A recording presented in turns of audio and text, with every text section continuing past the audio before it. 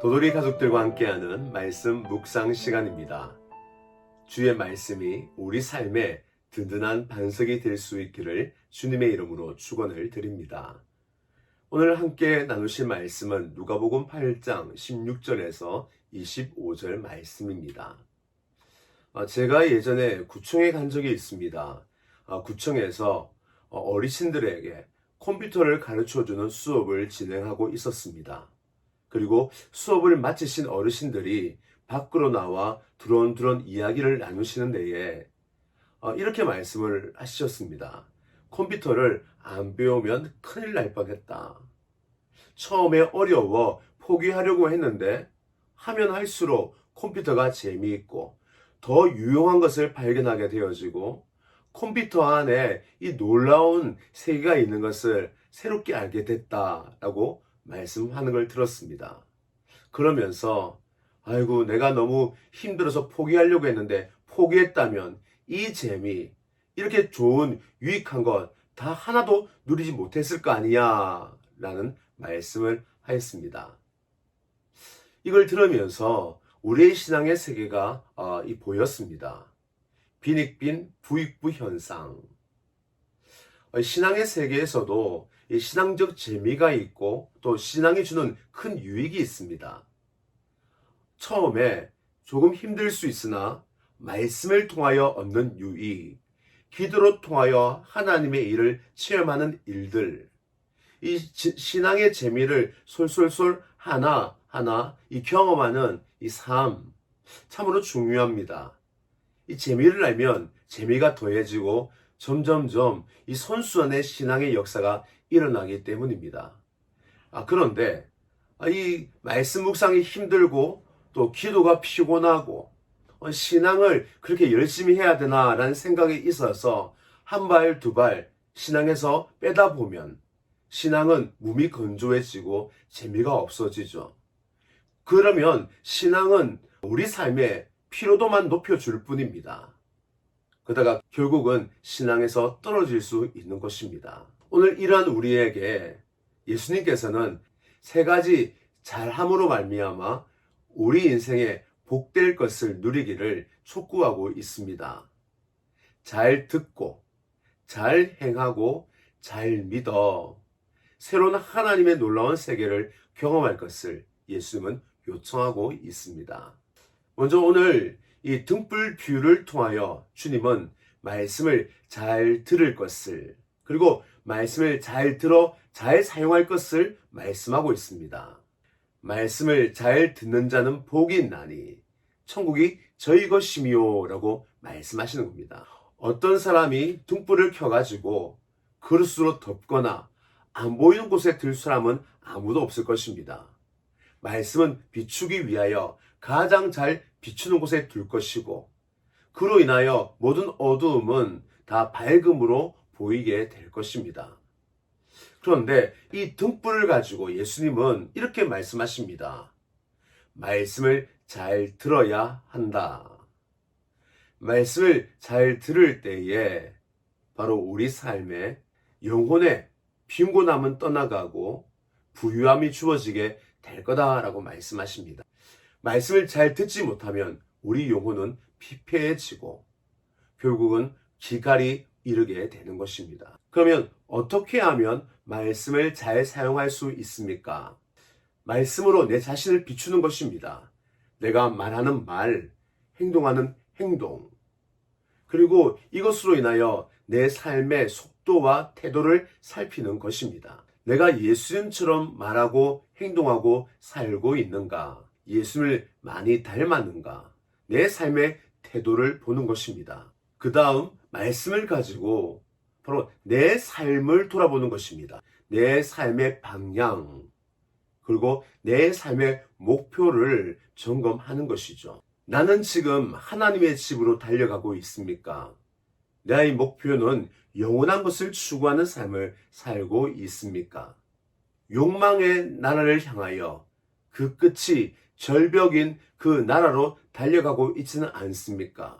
내 삶을 방향, 목표를 돌아보는 것, 말씀을 통하여 이루어져야 합니다. 그와 함께 말씀으로 내 자신의 환경을 비추는 것입니다. 이럴 때에 내 삶의 고난의 의미를 발견할 수 있습니다. 훈련장이라는 것을 볼 수 있습니다. 그리고 절망 속에서 새롭게 꽃피는 소망을 발견할 수 있습니다.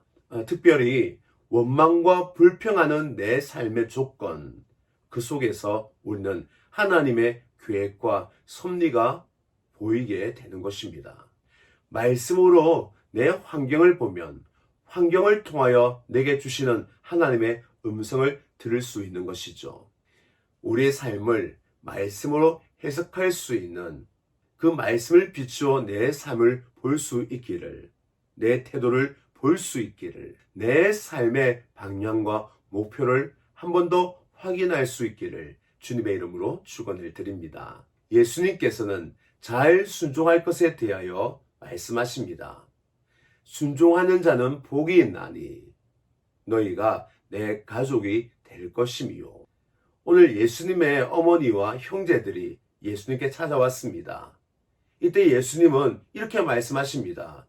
내 어머니와 내 형제는 하나님의 말씀에 순종하는 자가 바로 나의 가족이다 라고 말씀하십니다. 예수님께서 아버지의 권위에 복종하듯이 그 아버지의 권위에 복종하는 자가 가족이라는 말입니다. 아버지 집에서 하나님의 권위를 인정하고 순종하는 그 사람이 나와 함께 아버지 집에서 안식하며 쉬며 평안을 누리는 자다라고 말씀을 하십니다. 그뿐만 아니라 이 땅의 육체의 가족은 이 땅에서 사는 곳으로 그치지만 예수님께서 원하는 그 가족은 영원한 가족입니다. 천국에 이루어질 그 집에서 함께하는 가족을 말하고 있는 것입니다. 저와 여러분, 예수님께서 평안을 누리시고 이 땅에서 안식하며 살 수 있었던 것은 바로 아버지 권위 아래에 있었기 때문입니다. 저와 여러분도 하나님 아버지의 권위 아래에서 평안과 안식과 기쁨을 누릴 수 있기를 주님의 이름으로 축원을 드립니다. 혹시 우리 안에 순종이 버거우신 분 계십니까? 그렇다면 이렇게 한번 생각해 보시면 어떨까요? 내가 만일 순종하지 않았을 때 1년 뒤의 모습, 5년 뒤의 모습, 10년 뒤의 모습, 그리고 영원한 천국에서의 모습, 그리고 반대로 순종을 했을 때의 1년 뒤의 모습, 5년, 10년 뒤의 모습, 또 천국에 갔을 때의 모습 어떨지 지금 이 순간의 기준이 아니라 조금 뒤에 그리고 영원한 가치관의 관점에서 순종과 불순종 깊이 생각할 수 있기를 주님의 이름으로 축원을 드립니다.